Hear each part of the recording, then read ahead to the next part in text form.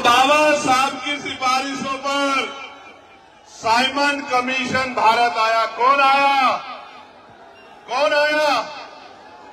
Simon commission कौन था? Simon commission एक कमीशन था, एक कमेटी थी जो दलित पिछड़ों आदिवासियों के हालात जानने के लिए भारत आई।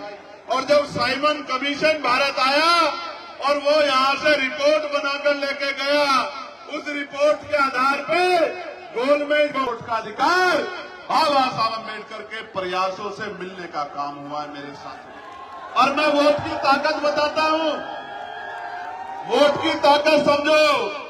अगर ये वोट का अधिकार नहीं होता तो ये जो बड़े बड़े कुर्ते वाले, बड़ी बड़ी गाड़ियों वाले, बड़े बड़े धन्ना सेठ आपकी गलियों में आते हैं, चुनाव के समय आपके पैर पकड़ते हैं, आपके पैर छूते हैं, आपके घर का खाना खाते हैं, आपसे भाईचारा निभाते हैं, आपके घर में कुर्सियों पर बैठ के कहते हैं कि माँ मेरे सिर पे हाथ रख दो, चाची, भाभी, बुआ, ताई, दादी मेरे सर पे हाथ रख दो।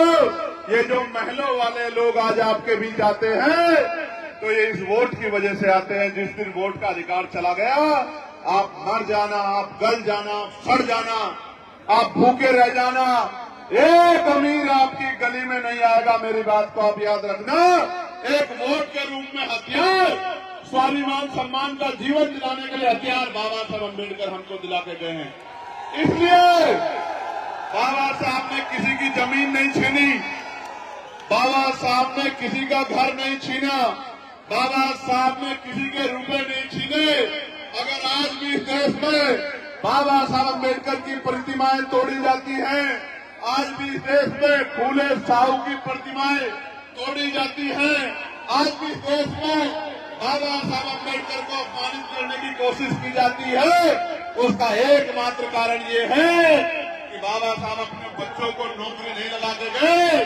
अपने करोड़ों बच्चों को इज्जत से जीने का अधिकार संविधान में दिला के गए। इस कारण बाबा साहब अम्बेडकर का विरोध किया जाता है।